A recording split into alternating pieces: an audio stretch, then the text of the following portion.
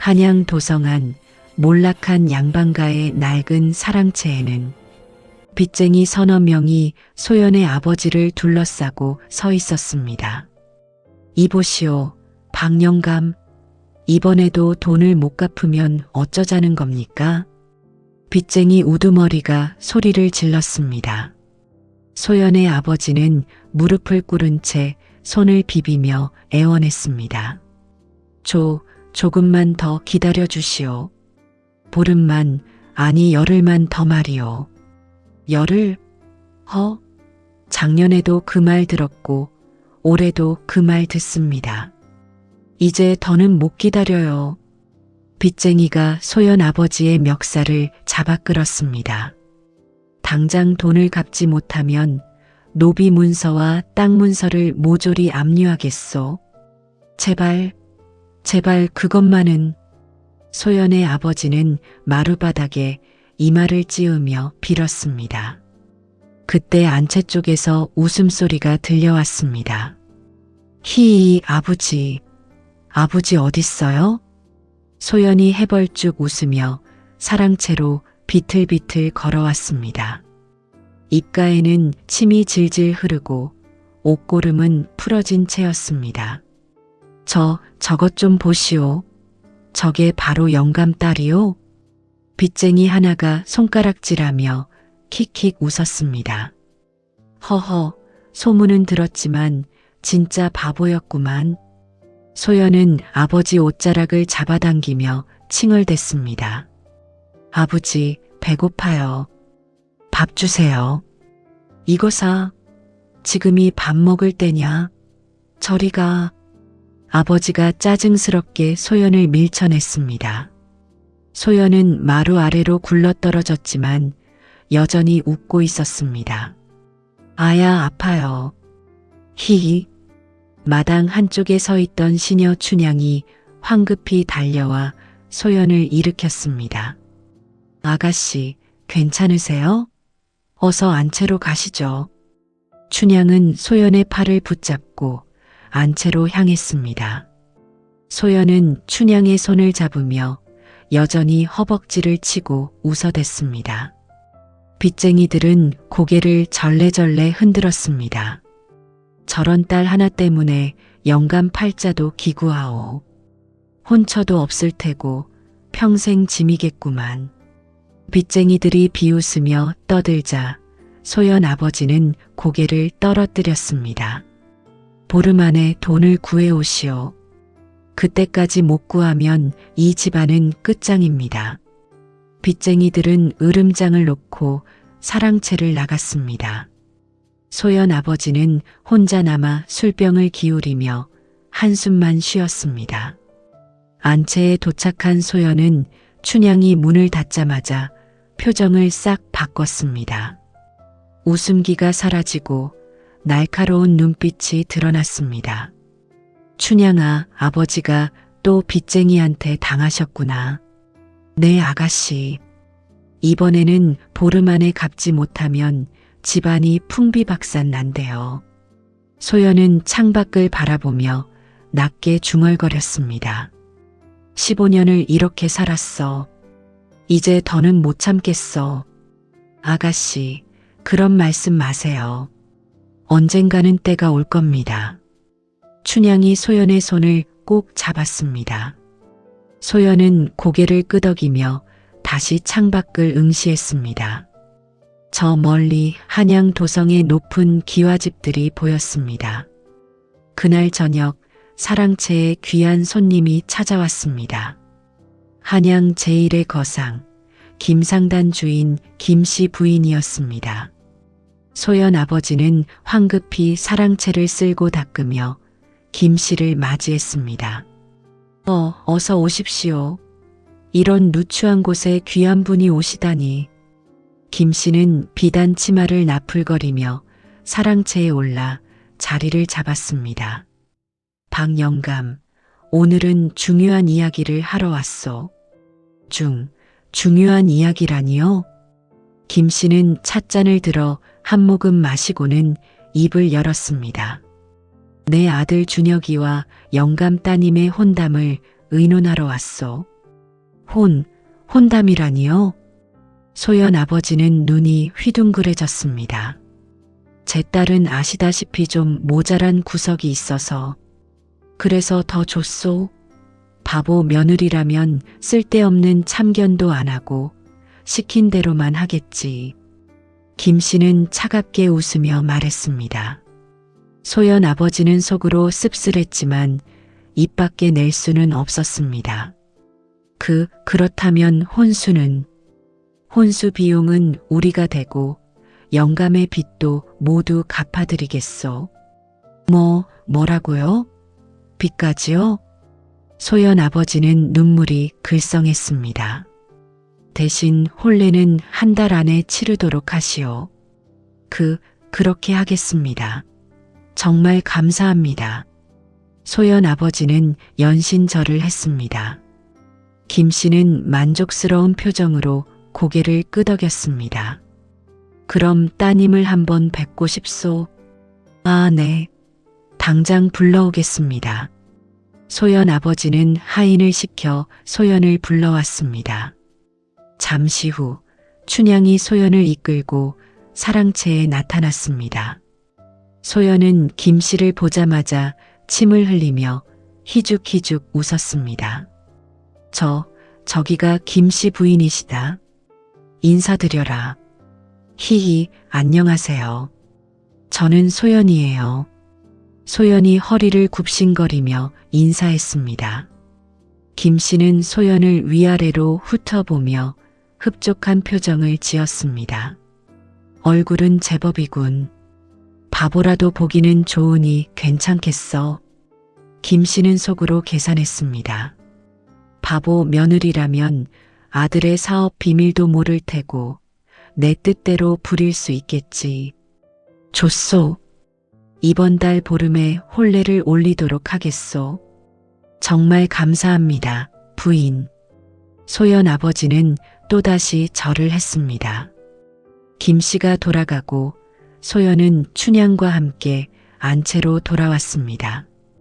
춘향이 문을 닫자 소연의 눈빛이 달라졌습니다. 춘향아, 드디어 때가 왔어. 아가씨, 혹시... 응. 김상단 집안으로 시집가는 거야. 소연은 창밖의 달을 바라보며 말했습니다. 15년을 기다렸어. 어머니를 죽인 그 집안으로 들어가는 거야. 아가씨, 위험하지 않을까요? 춘향이 걱정스러운 표정으로 물었습니다. 소연은 춘향의 손을 꼭 잡았습니다. 두렵지만 이제 복수를 시작해야 해. 어머니의 원수를 꼭 갚을 거야. 춘향은 소연의 손을 꽉 쥐며 대답했습니다. 제가 끝까지 아가씨를 도와드릴게요. 고마워, 춘향아. 너만 믿는다. 소연은 다시 달을 바라보며 속으로 다짐했습니다. 어머니, 조금만 기다리세요. 제가 반드시 복수하겠습니다. 밤하늘의 달은 차갑게 빛나고 있었습니다. 혼례 준비가 한창인 어느 날 아침 소연의 집 대문이 벌컥 열렸습니다. 계모 윤 씨가 하인들을 이끌고 들어섰습니다. 어머, 소연이 시집 간다며? 이 어미가 어찌 가만히 있겠니? 윤 씨는 겉으로는 다정한 척했지만 눈빛은 차가웠습니다. 소연은 안채 마루에 앉아 침을 흘리며 웃고 있었습니다. 히히, 새어머니다. 안녕하세요. 그래, 우리 소연이. 어디 혼수 준비는 잘 되어가니? 윤 씨는 안채로 성큼성큼 들어왔습니다. 춘향이 윤 씨를 막아섰습니다. 부인, 아가씨께서 피곤해 하십니다. 뭐, 내가 감히 나를 막아? 윤 씨가 춘향의 뺨을 후려쳤습니다. 이런 천한 것이. 춘향은 뺨을 감싸쥐며 물러섰습니다. 소연은 여전히 멍하니 웃고만 있었습니다. 윤 씨는 안채 구석구석을 뒤지기 시작했습니다. 장롱을 열어 김 씨가 보낸 비단 옷들을 꺼냈습니다. 이런 좋은 옷을 바보가 입어서 뭐하겠니? 내가 대신 보관해 주마. 윤 씨는 비단 옷 서너 벌을 챙겨 자루에 넣었습니다. 금비녀와 은가락지도 슬쩍 빼돌렸습니다. 이것들은 내가 나중에 쓸 때가 있으니 가져가야겠구나. 춘향이 분한 표정으로 지켜봤지만 막을 수 없었습니다. 윤 씨는 낡은 무명옷 몇 벌을 소연 앞에 던졌습니다. 이걸로도 충분하다. 바보가 무슨 비단옷이 필요하겠니? 소연은 낡은 옷을 집어들고 고개를 끄덕이며 웃었습니다. 히히 예쁘다. 고마워요. 윤 씨는 코웃음을 쳤습니다. 역시 바보는 바보야. 속이기 쉬워서 좋구나. 짐을 챙긴 윤 씨는 유유히 안채를 나갔습니다. 춘향은 윤 씨가 멀어지자 소연 아버지를 찾아갔습니다. 나리, 부인께서 아가씨 혼수를 빼돌리고 계십니다. 소연 아버지는 술에 취한 채 손을 내저었습니다. 그냥 내버려둬라. 어차피 소연이는 모르잖아. 하지만 나리, 됐다.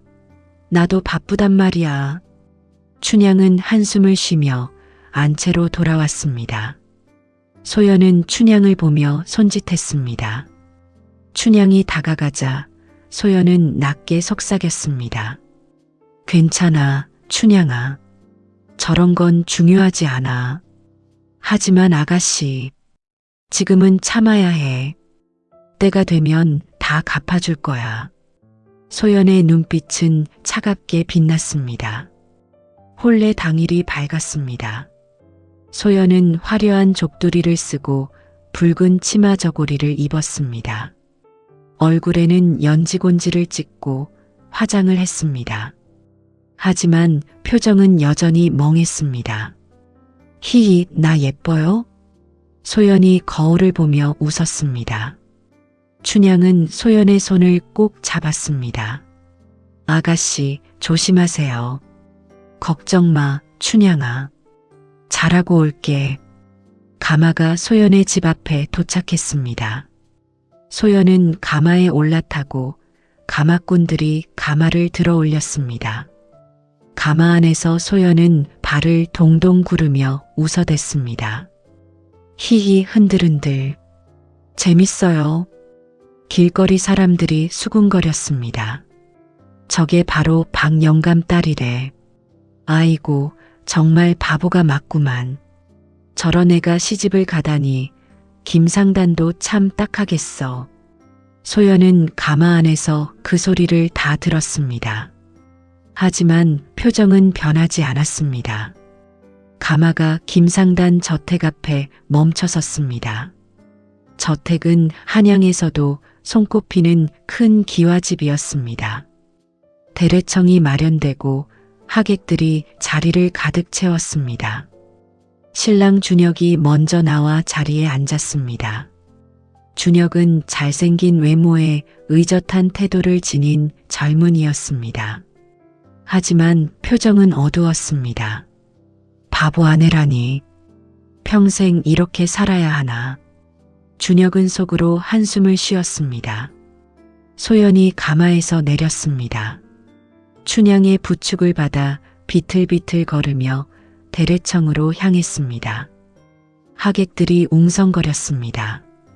저것 좀 봐. 진짜 바보 같아. 쯧쯧. 저런 애를 며느리로 삼다니. 소연은 준혁 맞은편에 앉았습니다. 예식이 시작되고 신랑 신부는 절을 올렸습니다. 소연은 절을 하다가 중심을 잃고 비틀거렸습니다. 어머, 위험해. 하객 하나가 소리쳤습니다. 춘향이 황급히 소연을 붙잡았습니다. 예식이 진행되는 내내 소연은 웃기만 했습니다. 히히, 재미있어요. 준혁은 고개를 돌려 소연을 외면했습니다. 예식이 끝나고 신랑 신부는 시부모께 인사를 드렸습니다. 김 씨는 소연을 보며 만족스러운 표정을 지었습니다. 역시 바보구나. 다루기 쉽겠어. 그때였습니다. 소연이 갑자기 준혁을 보며 눈을 크게 떴습니다. 입에서 거품이 나오기 시작했습니다. 소연이 몸을 떨며 쓰러졌습니다. 아가씨. 춘향이 비명을 지르며 소연을 붙잡았습니다. 하객들이 술렁이기 시작했습니다. 저게 무슨 일이야? 불길하네. 정말 불길해. 혼례날 신부가 쓰러지다니. 김씨가 황급히 일어났습니다. 어서 신방으로 데려가라. 하인들이 소연을 들쳐 업고 신방으로 향했습니다. 준혁도 어쩔 수 없이 신방으로 따라갔습니다. 하객들은 수군대며 자리를 떴습니다. 신방 문이 닫히고 하인들이 모두 물러갔습니다. 방 안에는 소연과 준혁만 남았습니다. 소연은 이불 위에 누워 눈을 감고 있었습니다. 준혁은 한숨을 쉬며 촛불을 켰습니다. 이게 무슨 신혼이람. 아내는 바보에 기절까지 하고. 준혁이 소연 옆에 앉으려는 순간이었습니다. 소연이 번쩍 눈을 떴습니다. 눈빛이 달랐습니다. 멍한 눈빛이 아니라 날카롭고 차가운 눈빛이었습니다. 준혁은 깜짝 놀라 뒤로 물러섰습니다. 당신이. 소연이 벌떡 일어나 앉았습니다. 그리고 치마 속에서 비수 하나를 꺼냈습니다. 번쩍이는 칼날이 촛불에 반사되었습니다. 소연은 준혁에게 다가가 비수를 목에 들이댔습니다. 움직이지 마세요. 소연의 목소리는 차갑고 단호했습니다. 준혁은 숨이 멎는 듯 했습니다. 당신이 바보가 아니었어? 당신이 김상단의 아들, 김준혁 맞죠? 소연이 비수를 더 깊이 들이댔습니다. 준혁의 목에서 피 한 방울이 흘러내렸습니다. 당신네 어머니가 우리 어머니를 죽였어요. 15년 전에 말이죠. 준혁의 눈이 커졌습니다. 15년 전? 그게 무슨 독살이었어요. 밀무역 비리를 목격했다고 입을 막으려고 독을 탔죠. 소연의 눈에서 눈물이 흘렀습니다. 저도 죽을 뻔했어요. 그래서 바보 행세를 하며 살았죠. 15년 동안. 준혁은 말문이 막혔습니다. 이제 복수할 거예요. 당신네 어머니를, 이 집안을 모두 무너뜨릴 거예요. 소연의 손이 떨렸습니다. 준혁은 침착하게 말했습니다. 나도 어머니를 증오합니다. 뭐라고요? 소연이 놀라 비수를 조금 떼었습니다. 7년 전 아버지가 돌아가셨을 때 저도 의심했어요. 너무 갑작스러웠거든요. 준혁은 소연의 눈을 똑바로 바라봤습니다. 그래서 조사했죠. 그리고 알게 됐어요. 어머니가 아버지를 독살했다는 걸. 거짓말이 아닙니다. 준혁은 천천히 서랍으로 다가갔습니다. 소연이 비수를 겨누며 경계했습니다. 준혁은 서랍을 열어 두꺼운 장부 한 권을 꺼냈습니다. 이걸 보세요. 준혁이 장부를 소연에게 건넸습니다. 소연은 비수를 든 채 장부를 펼쳤습니다. 장부에는 빼곡한 글씨로 기록들이 적혀 있었습니다. 밀무역 기록, 뇌물 내역, 노비 밀매 장부, 그리고 한 페이지에 박씨 부인 제거라는 글자가 보였습니다. 소연의 손이 떨렸습니다. 이게 정말 7년 동안 몰래 모은 증거입니다. 어머니를 무너뜨리기 위해서요. 준혁의 목소리에는 분노가 담겨 있었습니다. 소연은 장부를 내려놓고 준혁을 바라봤습니다. 왜 저한테 이걸 보여주는 거죠? 당신도 같은 목표를 가졌으니까요. 어머니를 응징하는 것. 준혁이 소연에게 손을 내밀었습니다. 함께 하시겠습니까? 우리 공동의 적을 무너뜨리는 일에. 소연은 준혁의 손을 한참 바라보다가 비수를 내려놓았습니다. 그리고 준혁의 손을 잡았습니다. 좋아요. 함께 하죠. 두 사람의 손이 굳게 맞잡혔습니다. 촛불이 흔들리며 그림자를 만들어냈습니다. 다음 날 아침 소연은 다시 바보 연기를 시작했습니다. 히히, 밥 주세요. 배고파요. 소연이 밥상 앞에서 침을 흘리며 웃었습니다.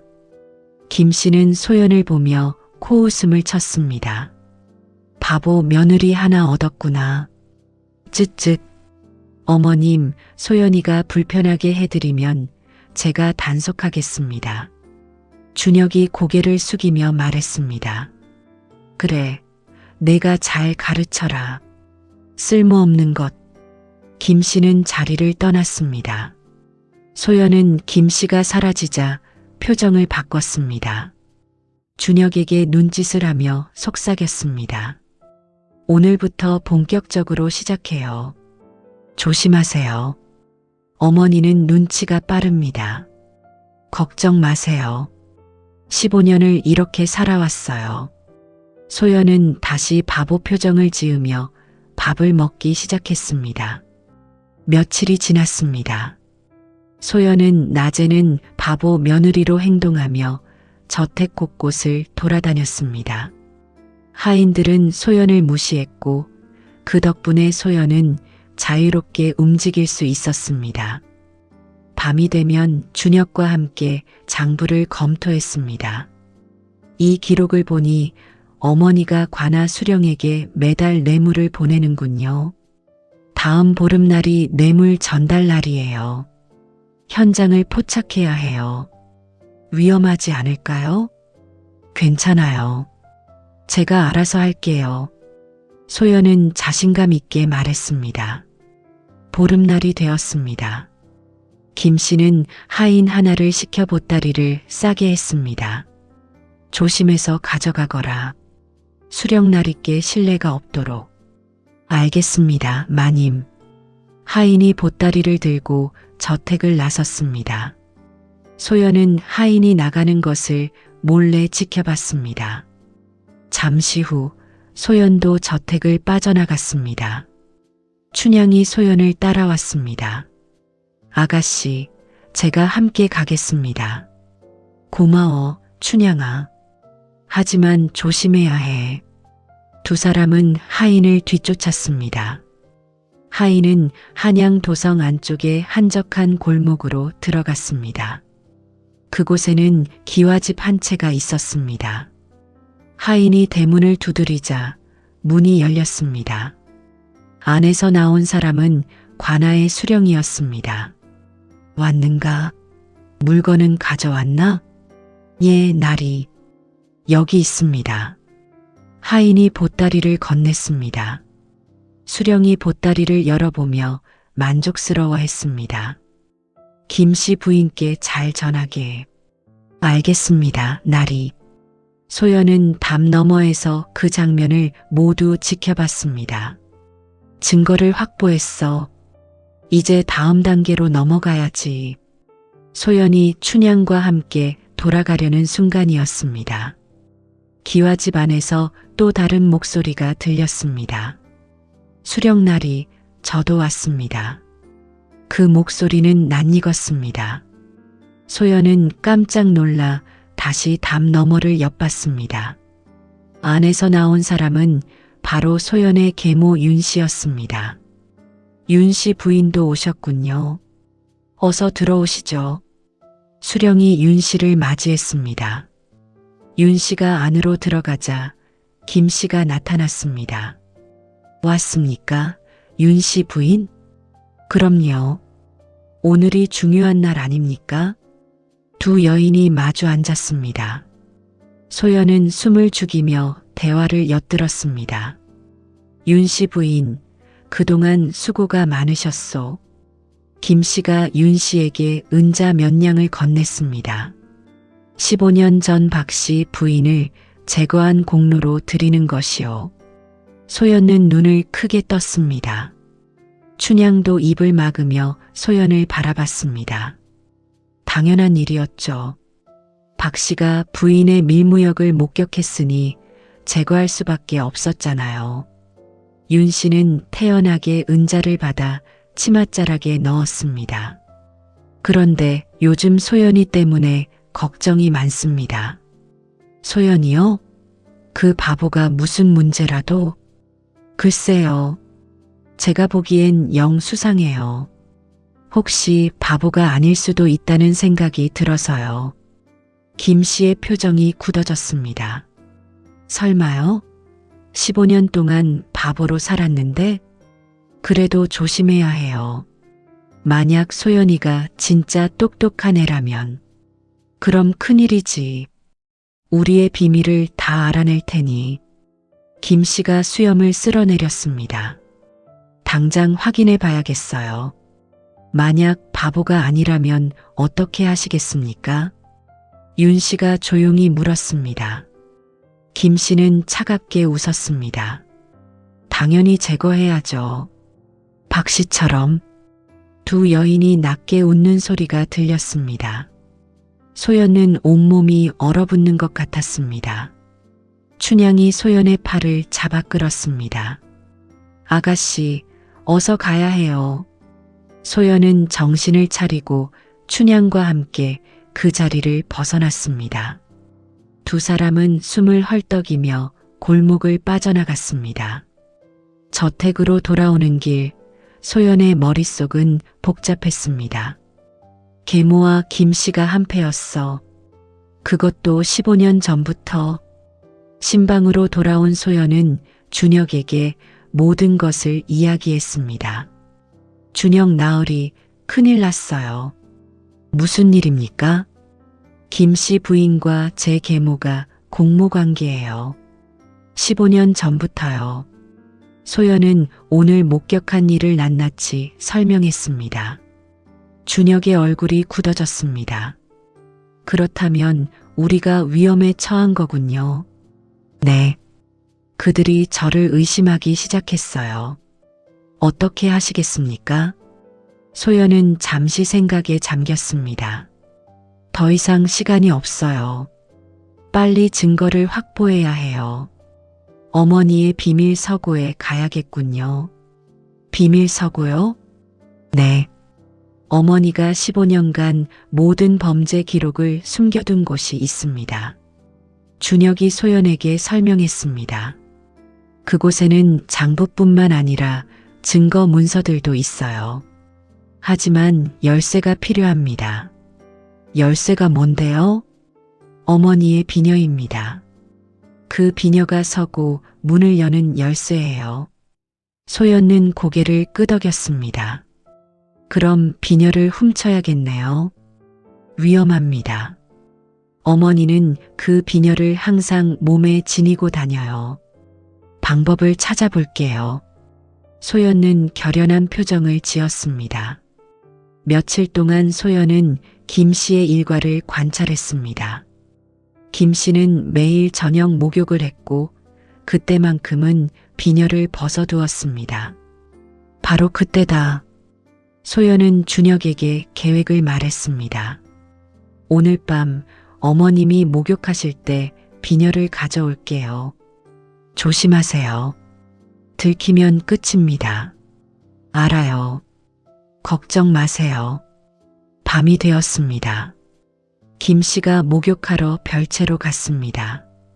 소연은 바보처럼 행동하며 김 씨의 처소 근처를 어슬렁거렸습니다.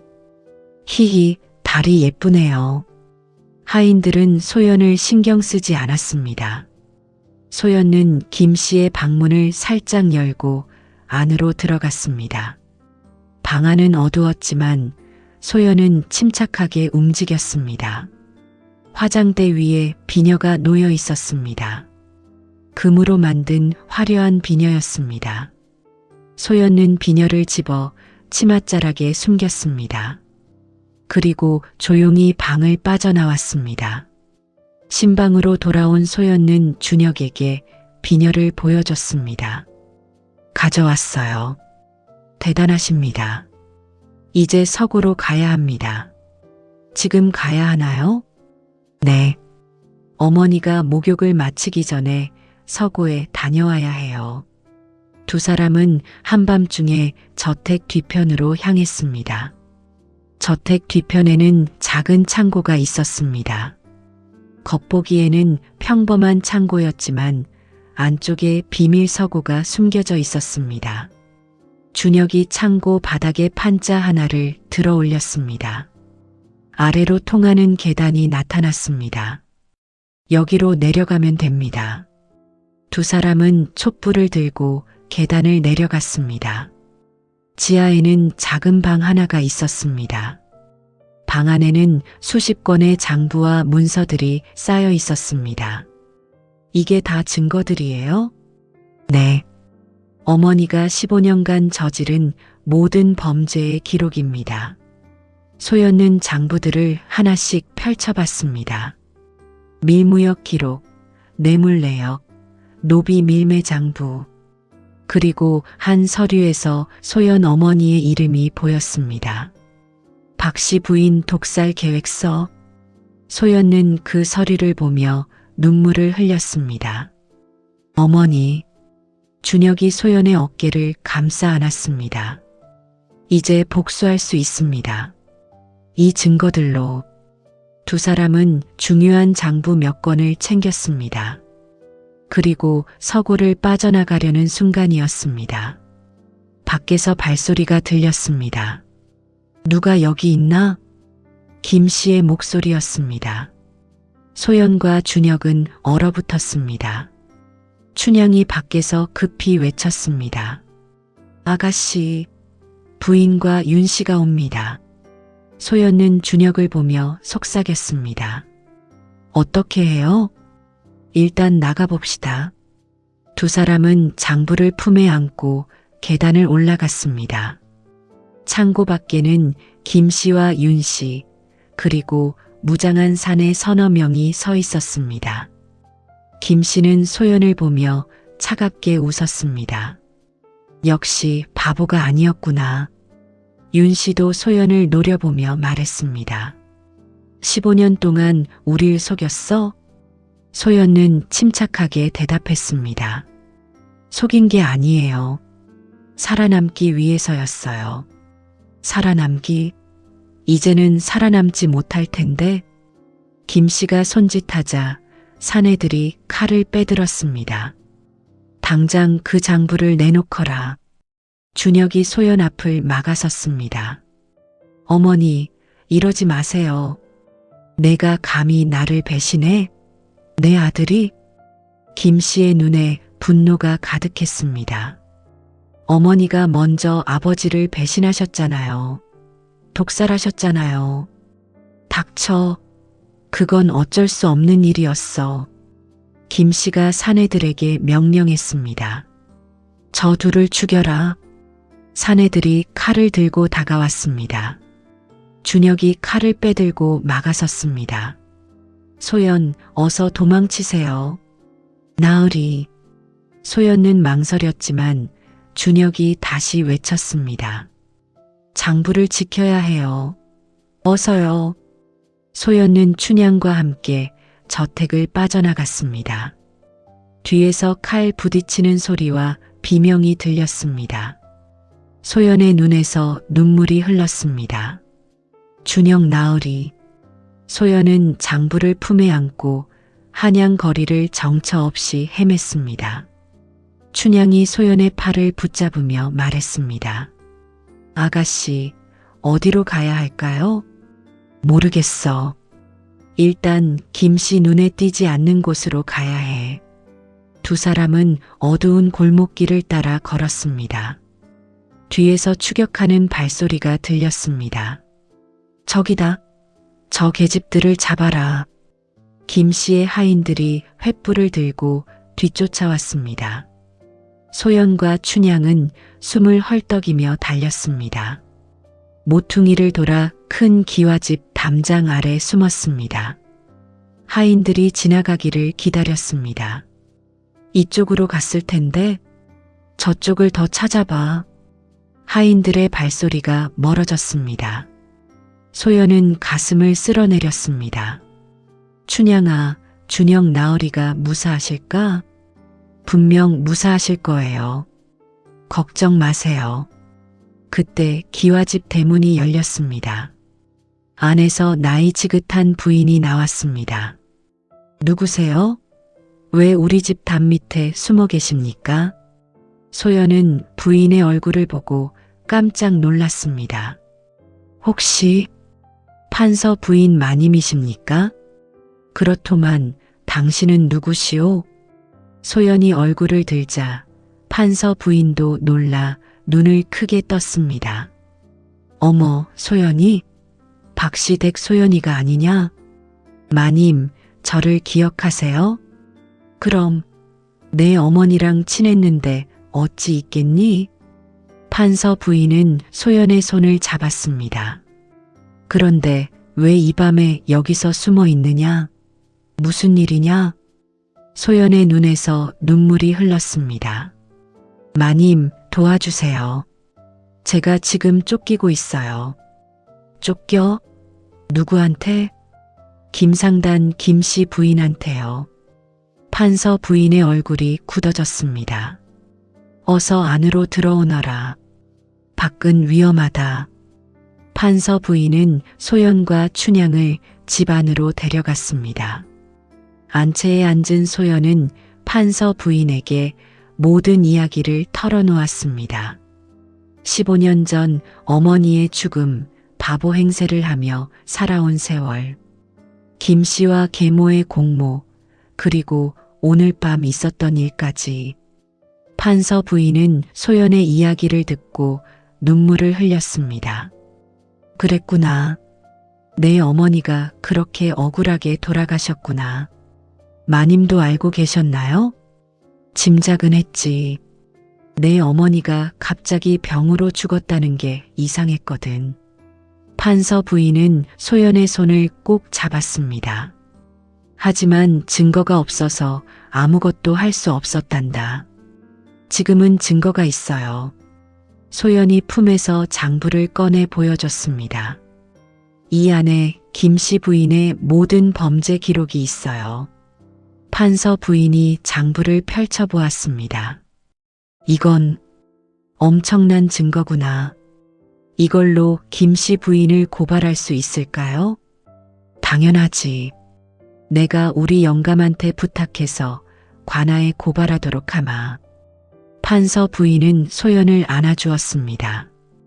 이제 걱정 말거라. 내 어머니의 원수를 꼭 갚아주마.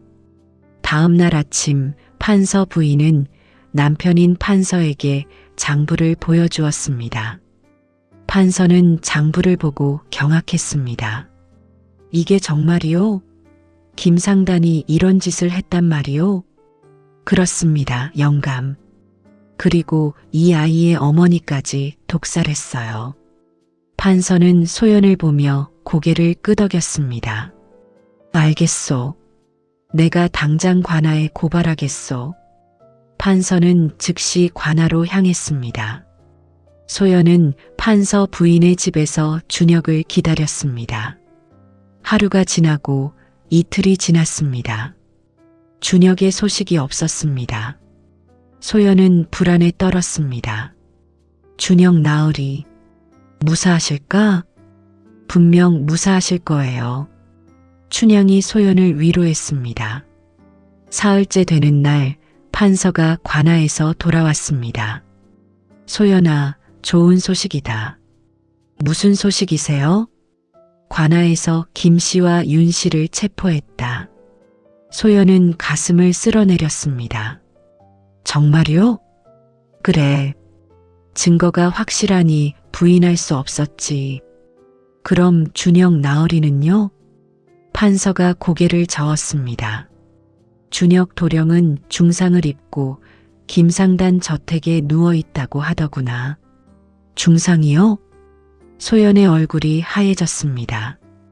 어머니를 막아서다가 칼을 맞았다더구나.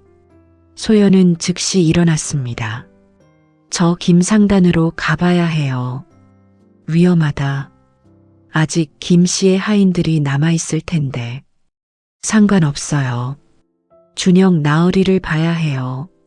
소연은 판서 부인에게 인사를 하고 김상단으로 향했습니다. 김상단 저택은 관아의 포졸들이 지키고 있었습니다. 누구요? 포졸이 소연을 막아섰습니다.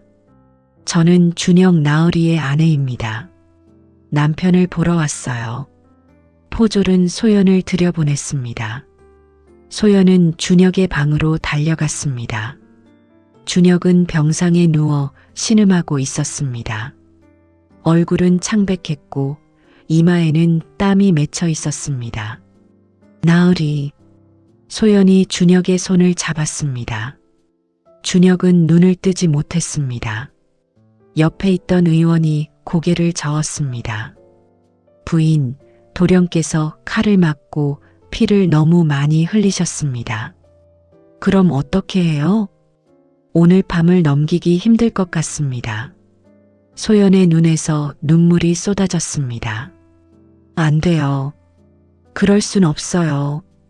소연은 준혁의 손을 꼭 잡았습니다. 나으리, 제발 눈 떠요. 제발요. 준혁은 대답이 없었습니다. 소연은 밤새 준혁의 손을 잡고 기도했습니다. 나으리, 저 때문에 이렇게 된 거죠. 용서해요. 저를 지켜주려다가 이렇게 된 거잖아요. 제발 깨어나요. 아직 할 일이 많아요. 소연은 눈물을 흘리며 준혁의 손을 어루만졌습니다. 밤이 깊어갔습니다. 촛불이 흔들렸습니다. 소연은 지쳐서 준혁의 손을 잡은 채 잠이 들었습니다. 새벽녘 소연의 손에 힘이 느껴졌습니다. 준혁이 소연의 손을 꼭 쥐고 있었습니다. 소연은 깜짝 놀라 눈을 떴습니다. 나으리? 준혁이 천천히 눈을 떴습니다. 소연, 나으리, 깨어나셨어요. 소연은 기쁨의 눈물을 흘렸습니다. 준혁이 힘없이 웃었습니다. 당신, 무사해서 다행이요. 저 때문에 이렇게 되셨잖아요. 아니요. 당신을 지킬 수 있어서 다행이요. 준혁이 소연의 손을 더 꼭 쥐었습니다. 장부는 잘 전달했소? 네. 판서님께서 관아에 고발하셨어요. 그럼 됐소. 이제 어머니를 응징할 수 있겠군. 준혁이 안도의 한숨을 쉬었습니다. 소연은 준혁의 이마를 쓸어주었습니다. 이제 쉬세요. 빨리 나으셔야 해요. 고맙소, 소연. 준혁이 소연의 손을 놓지 않았습니다. 두 사람은 서로를 바라보며 미소 지었습니다. 의원이 들어와 준혁을 진찰했습니다. 오, 기적이로군요. 도령께서 깨어나셨습니다. 이제 괜찮을까요? 네, 고비는 넘기신 것 같습니다. 계속 약을 드시면 회복하실 겁니다. 소연은 안도의 눈물을 흘렸습니다. 준혁은 소연에게 말했습니다. 이제 진짜 부부로 살아갑시다. 소연이 고개를 끄덕였습니다. 네, 나으리.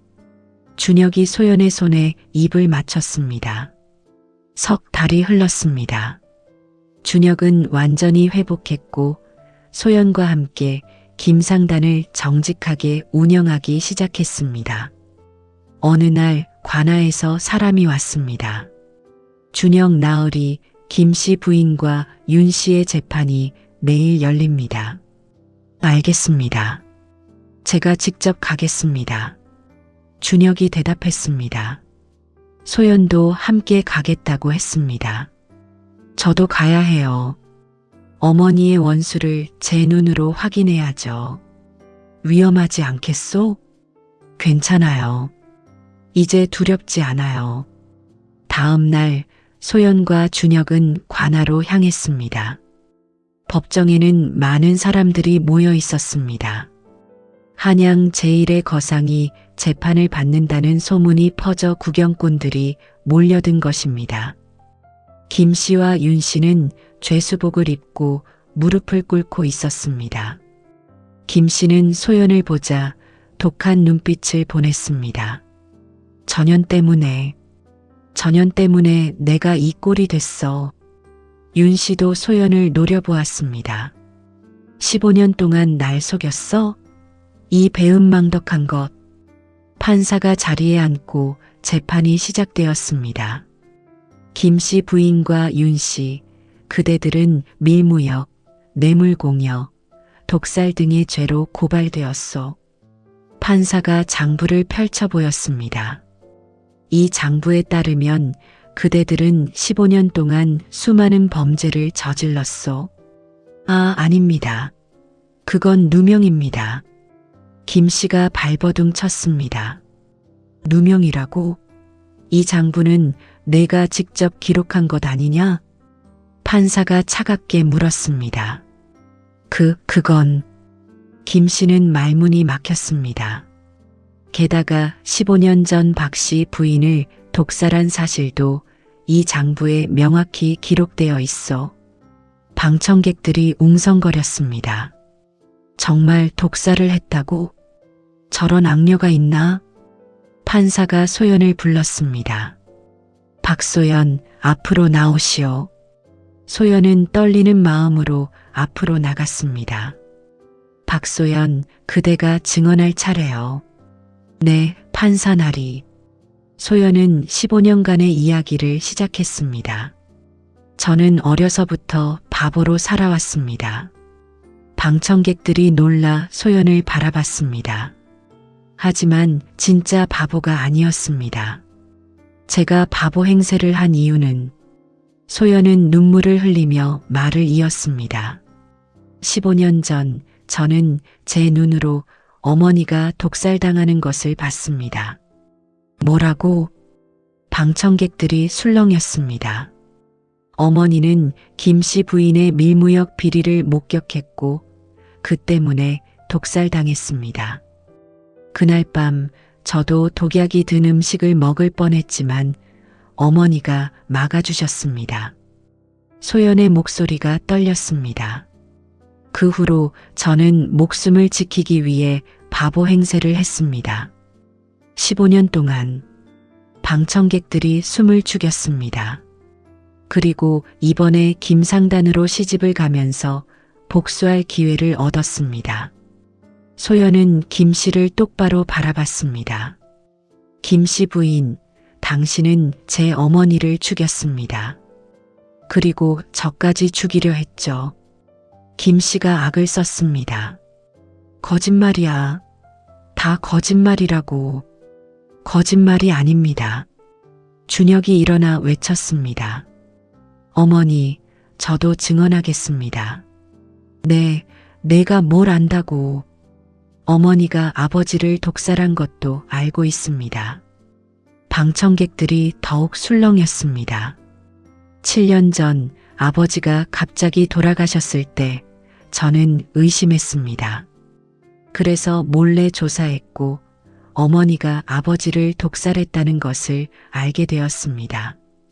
김 씨의 얼굴이 하얗게 변했습니다. 이 배신자, 내가 널 어떻게 키웠는데. 어머니가 먼저 우리를 배신했습니다. 준혁이 분노에 차서 외쳤습니다.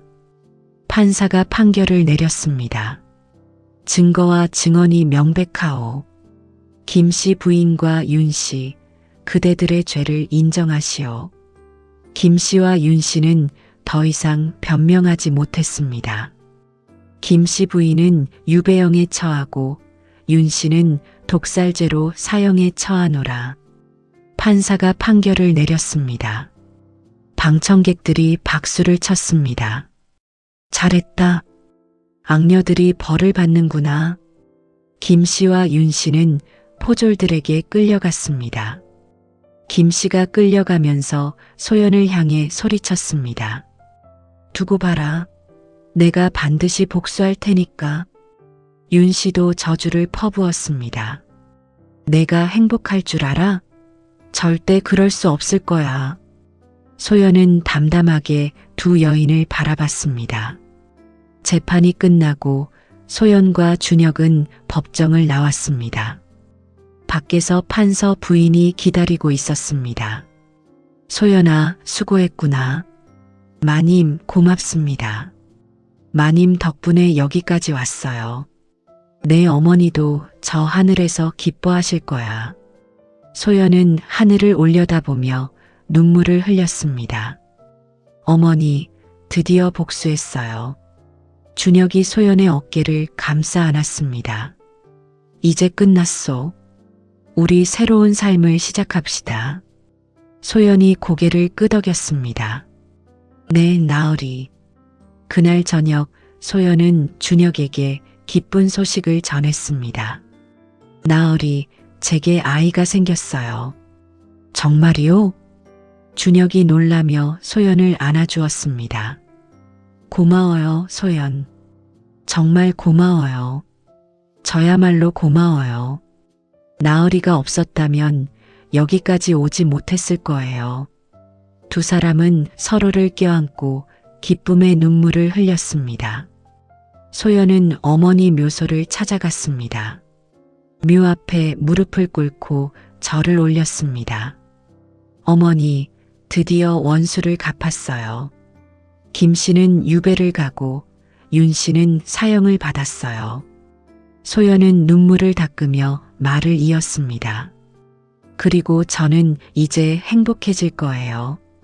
좋은 남편을 만났고 아이도 생겼어요. 부디 편히 쉬세요, 어머니. 소연은 묘 앞에 절을 올리고 일어났습니다. 준혁이 소연의 손을 잡았습니다. 이제 가시죠. 네, 나으리. 두 사람은 손을 잡고 묘소를 떠났습니다. 석 달이 지났습니다. 소연의 배는 불러오기 시작했고 준혁은 아내를 극진히 보살폈습니다. 소연, 무리하지 마시오. 몸조리 잘해야 하오. 알아요, 나으리. 걱정 마세요. 소연은 행복한 미소를 지었습니다. 김상단도 새롭게 거듭났습니다. 준혁은 어머니가 저질렀던 밀무역을 끊고 정직한 장사만 했습니다. 처음에는 수익이 줄었지만 점차 사람들의 신뢰를 얻으며 장사가 잘 되기 시작했습니다. 나으리, 오늘도 주문이 많이 들어왔습니다. 그래, 다행이구나. 정직하게 하니 오히려 더 잘 되는군. 준혁은 뿌듯한 표정을 지었습니다. 어느 날 관아에서 급히 사람이 왔습니다. 큰일 났습니다, 나으리. 무슨 일이요? 김씨 부인이 유배지에서 탈출했습니다. 뭐라고? 준혁의 얼굴이 굳어졌습니다. 어떻게 탈출했단 말이요? 유배지를 지키던 관조를 매수해서 도망쳤다고 합니다. 지금 어디 있소? 아직 찾지 못했습니다. 관아에서 수색 중입니다. 준혁은 즉시 소연에게 달려갔습니다. 소연, 큰일 났소. 무슨 일이세요? 어머니가 유배지에서 탈출했소. 소연의 얼굴이 하얗게 질렸습니다. 그럼 우리를 찾아올까요? 그럴 가능성이 높소. 조심해야 하오. 준혁은 저택 주변에 경비를 강화했습니다. 하인들에게도 낯선 사람을 경계하라고 명했습니다. 며칠이 지났지만 김 씨의 행방은 묘연했습니다. 어느 날 행상 한 명이 저택을 찾아왔습니다. 날이, 마님, 좋은 약재를 가져왔습니다. 무슨 약재요? 임산부에게 좋은 보약입니다. 태아를 튼튼하게 해줍니다. 행상이 약재 꾸러미를 내밀었습니다. 소연은 약재를 받아들었습니다. 고맙습니다. 얼마입니까? 돈은 필요 없습니다. 그냥 드리는 겁니다. 행상은 빙긋 웃으며 떠났습니다. 소연은 약재를 춘향에게 주었습니다. 춘향아, 이걸 다려서 가져와. 알겠습니다, 아가씨. 춘향이 약재를 들고 부엌으로 갔습니다. 약재를 다리려다가 이상한 냄새를 맡았습니다. 이상한데? 보약 냄새가 아닌 것 같은데? 춘향은 약재를 자세히 살폈습니다. 그리고 깜짝 놀라 소연에게 달려갔습니다. 아가씨, 이 약재에 뭔가 이상한 게 섞여 있어요. 뭐라고? 소연이 약재를 확인했습니다. 의원한테 가져가 봐야겠어. 춘향은 급히 의원에게 약재를 가져갔습니다. 의원이 약재를 확인하고는 고개를 저었습니다. 이건 보약이 아니라 독약이요. 낙태를 시키는 독약이 섞여 있어. 춘향은 경악했습니다. 그럼 아가씨가 이걸 드셨으면 아이를 잃을 뻔했소. 춘향은 급히 저택으로 돌아와 소연에게 알렸습니다. 아가씨, 그 약재에 독약이 섞여 있었어요. 소연은 온몸이 얼어붙었습니다. 그럼 그 행상이 분명 김씨 부인이 보낸 사람일 거예요. 준혁도 이 소식을 듣고 분노했습니다. 어머니가 아직도 포기하지 않았구나. 그날 밤 소연은 방에서 쉬고 있었습니다. 준혁은 서재에서 일을 보고 있었습니다. 자정이 넘은 시각 갑자기 창문이 열렸습니다. 검은 옷을 입은 사람이 방 안으로 뛰어들었습니다. 소연은 깜짝 놀라 일어났습니다. 누구세요? 검은 옷의 사람이 얼굴을 드러냈습니다. 김씨였습니다. 드디어 찾았다, 이년아. 김씨는 칼을 들고 소연에게 달려들었습니다.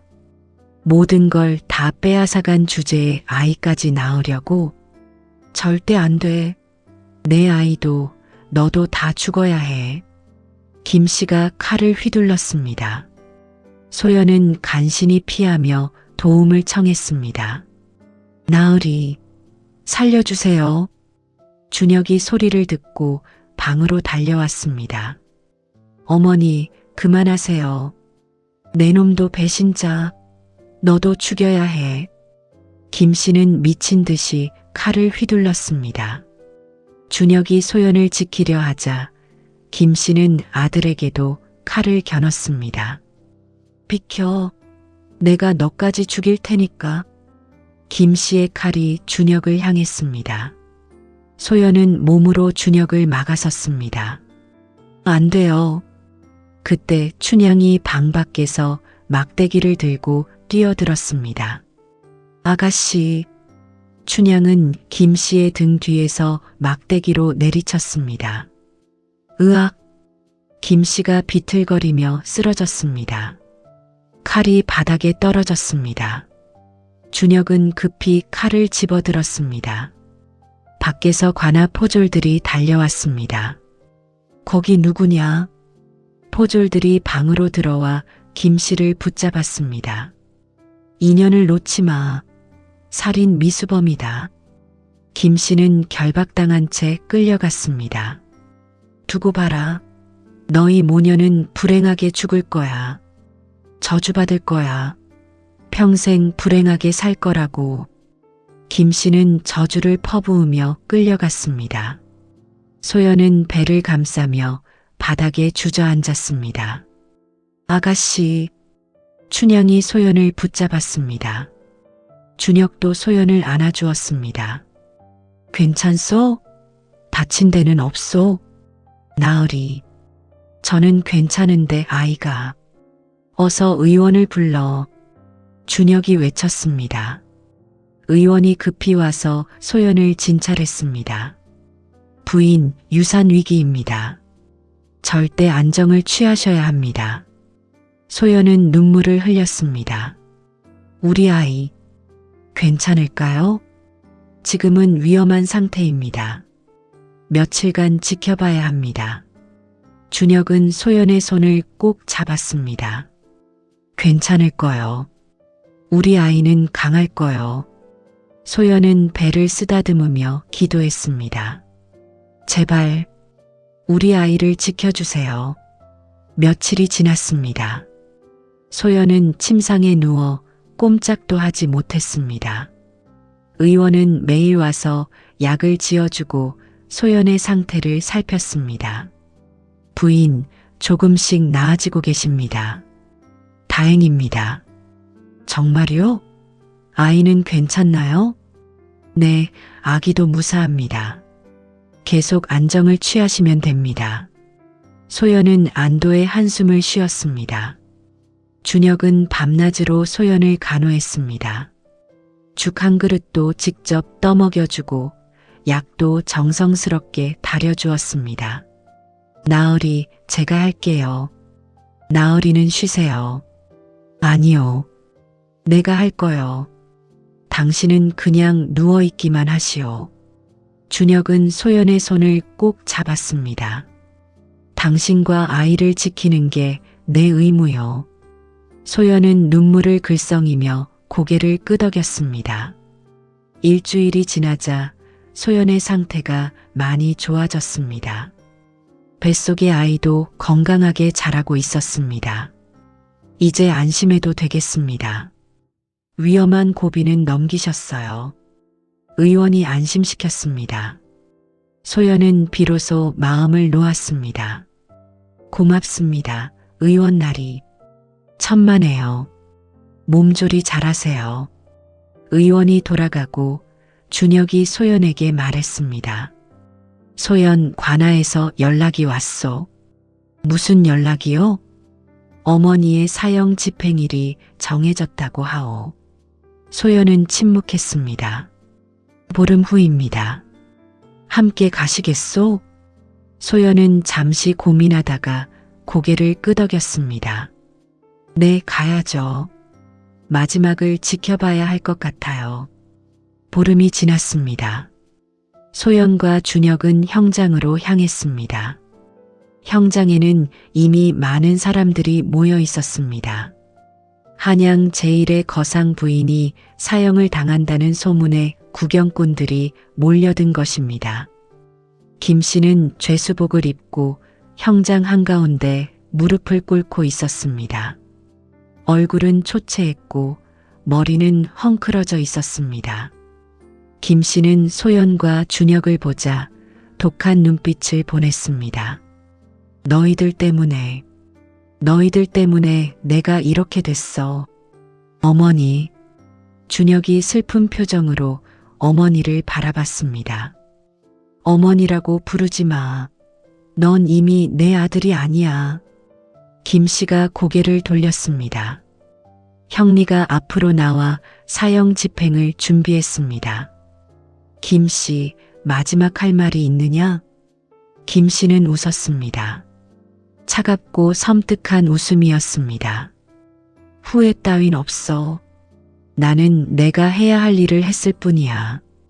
그래도 아버지를 독살하고 소연의 어머니를 죽인 것은 준혁이 말하려 했지만 김 씨가 가로막았습니다. 살기 위해서였어.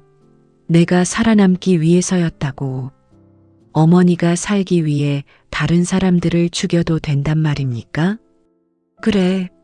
이 세상은 약육강식이야. 강한 자만 살아남는 거라고. 김 씨는 끝까지 자신의 잘못을 인정하지 않았습니다. 형리가 칼을 들어 올렸습니다. 집행하겠다. 칼이 번쩍였습니다. 그리고 내려왔습니다. 김 씨의 목이 떨어졌습니다. 구경꾼들이 술렁였습니다. 준혁은 눈을 감고 고개를 숙였습니다. 소연은 준혁의 손을 꼭 잡아주었습니다. 나으리, 괜찮소? 이제 모든 게 끝났소. 준혁이 눈물을 닦으며 말했습니다. 형장을 나온 두 사람은 말없이 걸었습니다. 소연이 먼저 입을 열었습니다. 나으리, 어머니 묘소에 가봐요.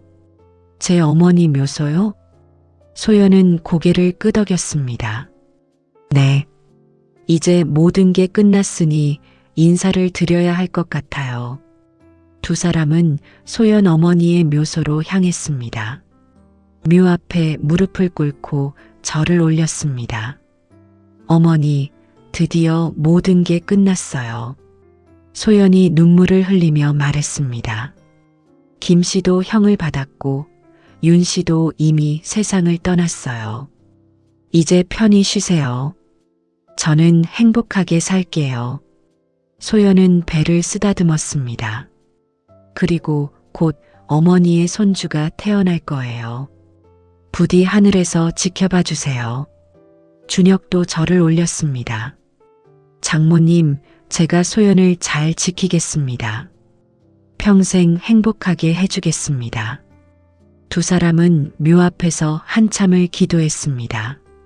묘소를 떠나는 길, 소연이 하늘을 올려다봤습니다. 푸른 하늘에 흰 구름이 떠 있었습니다. 나으리, 어머니께서 저를 지켜보고 계시는 것 같아요. 그러실 겁니다. 분명 기뻐하고 계실 거요. 준혁이 소연의 어깨를 감싸 안았습니다. 다음 날 소연은 친정 아버지를 찾아갔습니다. 오랜만에 보는 친정집은 여전히 낡고 초라했습니다. 아버지, 소연이 사랑채로 들어가자 아버지가 놀라 일어났습니다. 소연아, 내가 왜 여기 왔느냐? 아버지를 뵈러 왔어요. 소연은 아버지 앞에 무릎을 꿇었습니다. 일어나거라. 왜 무릎을 꿇느냐? 아버지, 그동안 원망했어요. 소연의 눈에서 눈물이 흘렀습니다. 어머니가 돌아가셨을 때 아버지는 저를 지켜주지 않으셨잖아요. 윤 씨가 저를 괴롭혀도 모른 척 하셨고 저를 김상단에 팔다시피 하셨잖아요. 아버지는 고개를 떨구었습니다. 미안하다, 소연아. 아버지가 무능해서 그랬다. 돈이 없어서 빚에 쪼들려서 제정신이 아니었어. 내 어머니가 돌아가신 후로는 더욱 그랬단다. 아버지의 목소리가 떨렸습니다. 아버지도 내 어머니가 독살당한 걸 알고 있었어. 뭐라고요? 소연이 놀라 아버지를 바라봤습니다. 하지만 증거도 없었고 윤 씨를 고발하면 나까지 위험해질 것 같아서 그래서 모른 척했어. 비겁하게도. 아버지는 눈물을 흘렸습니다. 정말 미안하다, 소연아. 아버지가 제대로 된 아버지가 아니었구나. 소연은 아버지를 바라보며 울었습니다. 아버지, 용서해다오. 이 못난 아버지를. 아버지가 소연의 손을 잡았습니다. 소연은 한참을 울다가 고개를 들었습니다. 용서할게요, 아버지. 정말이냐? 네. 이제 과거는 잊고 싶어요. 소연이 아버지의 손을 꼭 잡았습니다. 그리고 아버지, 제게 곧 아이가 태어날 거예요. 뭐, 정말이냐? 아버지의 얼굴이 밝아졌습니다. 네.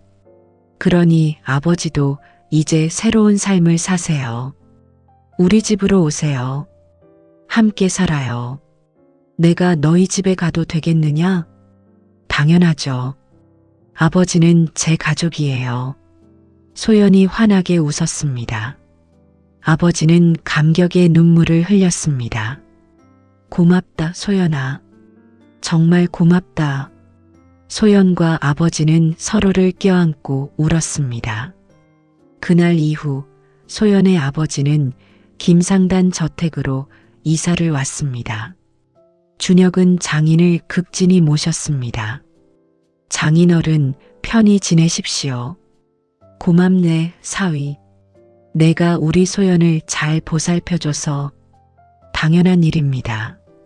세 사람은 화목한 가족이 되었습니다. 소연은 김상단을 정직하게 운영하는 준혁을 도왔습니다. 또한 가난한 여인들을 위한 일터를 만들었습니다. 여기서는 누구나 일할 수 있어요. 나이도 신분도 상관없어요. 소연의 일터에는 많은 여인들이 모여들었습니다. 소연 마님, 정말 고맙습니다. 덕분에 먹고 살 수 있게 됐어요. 여인들은 소연에게 감사의 인사를 했습니다. 마을 사람들도 처음에는 의심했지만 점차 소연과 준혁의 진심을 알아봤습니다. 김상단이 많이 달라졌어. 이제는 정직한 장사를 하더라고. 소연 마님도 착하시고. 사람들은 소연과 준혁을 존경하기 시작했습니다. 소연의 배는 점점 불러왔습니다. 준혁은 매일 소연의 배를 쓰다듬으며 아이에게 말을 걸었습니다. 우리 아기 건강하게 자라렴. 아빠가 기다리고 있단다. 소연은 행복한 미소를 지었습니다. 나으리, 저는 정말 행복해요. 나도 그렇소. 당신을 만나 내 인생이 달라졌소. 두 사람은 서로를 바라보며 미소 지었습니다. 한겨울이 왔습니다. 하얀 눈이 온 세상을 뒤덮었습니다. 그날 밤 소연은 상기를 느꼈습니다. 나으리, 아이가 나올 것 같아요. 뭐라고? 지금? 준혁이 황급히 산파를 불렀습니다. 어서 오시오. 아내가 아이를 낳으려 하오. 산파가 급히 달려왔습니다. 부인, 힘내세요. 조금만 더 힘을 내시면 됩니다. 소연은 온 힘을 다해 아이를 낳았습니다. 진땀을 흘리며 밤새 고통을 견뎠습니다. 준혁은 방문 밖에서 안절부절 못했습니다. 소연, 괜찮소?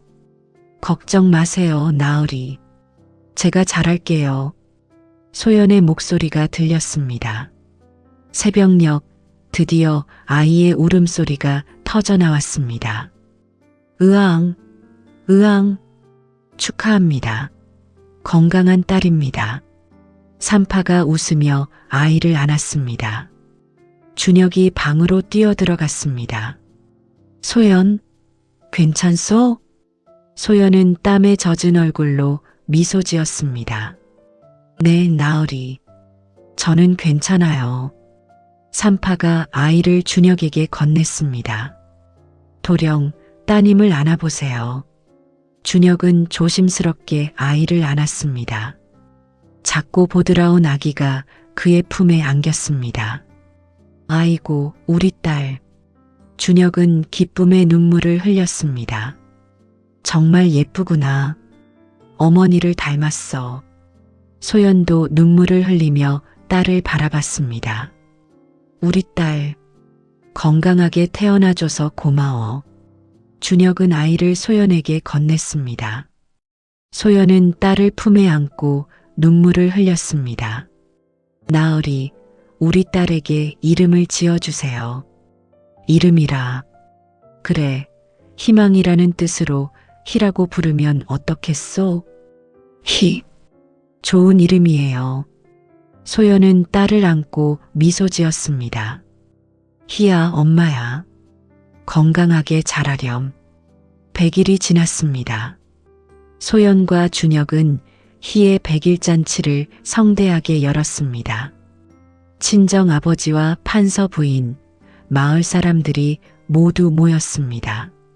축하합니다. 소연 마님. 아이가 정말 예쁘네요. 사람들은 희를 보며 축하해 줬습니다. 소연의 아버지는 손녀를 안고 눈물을 흘렸습니다. 이 할아버지가 희를 잘 돌봐줄게. 고맙습니다, 아버지.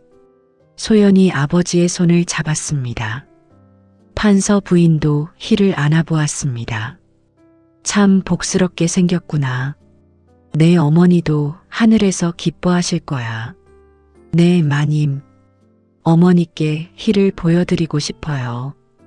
그럼 잔치가 끝나고 묘소에 가자꾸나. 판서 부인이 소연의 손을 다독여줬습니다. 잔치가 끝나고 소연은 희를 안고 어머니 묘소로 향했습니다. 준혁과 춘향도 함께 갔습니다. 묘 앞에 무릎을 꿇고 희를 들어 보였습니다. 어머니, 제 딸 희예요. 어머니의 손녀예요. 희는 소연의 품에서 방긋 웃었습니다. 이 아이는 바보 행세 없이 당당하게 살 수 있을 거예요. 어머니처럼 똑똑하고 용감하게 자랄 거예요. 소연의 눈에서 눈물이 흘렀습니다. 준혁이 소연의 어깨를 감싸 안았습니다. 장모님, 제가 이 아이를 잘 키우겠습니다. 그리고 소연도 평생 행복하게 해주겠습니다. 준혁도 묘 앞에 절을 올렸습니다. 춘향도 함께 절을 했습니다. 마님, 이제 편히 쉬세요. 돌아오는 길, 소연은 하늘을 올려다봤습니다. 저녁 하늘에 별들이 반짝이고 있었습니다. 나으리, 저 별들 중 하나가 어머니인 것 같아요. 그러실 겁니다. 분명 저 위에서 우리를 지켜보고 계실 거요. 준혁이 소연의 손을 꼭 잡았습니다. 당신 덕분에 나도 새로운 삶을 살게 되었소. 저야말로 나으리 덕분이에요. 두 사람은 서로를 바라보며 미소 지었습니다. 몇 년이 흘렀습니다. 희는 건강하게 자라 5살이 되었습니다. 똑똑하고 밝은 아이로 자랐습니다. 엄마, 이 글자는 뭐예요? 그건 희망이라는 뜻이란다. 내 이름과 같은 뜻이지. 와, 제 이름이 그런 뜻이었어요? 희가 환하게 웃었습니다. 소연과 준혁은 둘째 아이도 얻었습니다. 건강한 아들이었습니다. 형이야, 나한테 동생이 생겼어. 희가 신나서 소리쳤습니다. 가족들은 모두 웃었습니다. 김상단은 한양에서 가장 신뢰받는 상단이 되었습니다. 정직한 장사로 사람들의 믿음을 얻었습니다. 김상단은 정말 믿을만해. 가격도 정직하고 물건도 좋아. 사람들은 김상단을 칭찬했습니다. 소연이 만든 일터도 번창했습니다. 가난한 여인들이 일을 배우고 돈을 벌었습니다. 소연 마님 덕분에 제 인생이 바뀌었어요. 이제는 제 힘으로 살아갈 수 있어요. 여인들은 소연을 보살님처럼 따랐습니다. 마을 안악들도 소연을 존경했습니다. 소연 마님은 정말 대단하신 분이야. 바보였다는데 사실은 천재였대. 우리 마을의 자랑이지. 사람들은 소연을 칭송했습니다. 어느 봄날 온 가족이 꽃구경을 나갔습니다. 벚꽃이 만발한 언덕에 자리를 잡았습니다. 희와 아들은 꽃밭을 뛰어다니며 웃었습니다. 엄마, 아빠, 이리 와봐요. 꽃이 정말 예뻐요. 소연과 준혁은 손을 잡고 아이들을 바라봤습니다. 나으리 행복해요. 나도 그렇소. 준혁이 소연의 손을 더 꼭 잡았습니다. 소연, 바보 행세를 하며 살았던 15년이 헛되지 않았지요? 네, 그 시간이 있었기에 지금의 행복이 더 소중해요. 소연은 미소를 지었습니다. 그 시간들이 저를 강하게 만들었고 나으리를 만나게 해줬어요. 그리고 이렇게 아름다운 가족을 만들어줬죠. 소연은 아이들을 바라보며 눈물을 글썽였습니다. 이제는 당당하게 살 수 있어요. 바보 행세 없이. 준혁이 소연을 안아주었습니다. 당신은 정말 대단한 사람이요. 15년을 참고 기다리며 복수를 이뤄냈으니까. 하지만 이제는 복수가 아니라 행복을 생각해요. 소연이 준혁을 바라보며 말했습니다. 우리 아이들이 행복하게 자랄 수 있도록 말이에요. 그래요. 우리 함께 행복한 가정을 만들어 갑시다. 두 사람은 서로를 껴안았습니다. 희가 달려와 부모님을 껴안았습니다. 엄마, 아빠, 저도 끼워주세요. 아들도 뒤따라왔습니다. 저도요. 네 식구는 꽃밭에서 서로를 껴안고 웃었습니다. 봄바람이 불어와 벚꽃잎을 날렸습니다. 꽃잎들이 가족 위로 흩날렸습니다. 소연은 하늘을 올려다봤습니다. 푸른 하늘에 흰 구름이 떠 있었습니다. 어머니, 보고 계세요? 저는 이렇게 행복하게 살고 있어요. 소연은 속으로 어머니에게 인사했습니다. 15년간의 바보 행세도 그 고통도 모두 의미가 있었어요. 그 시간이 있었기에 지금의 행복이 더욱 빛나요. 소연은 가족들을 바라보며 환하게 웃었습니다. 준혁도 소연을 바라보며 미소 지었습니다.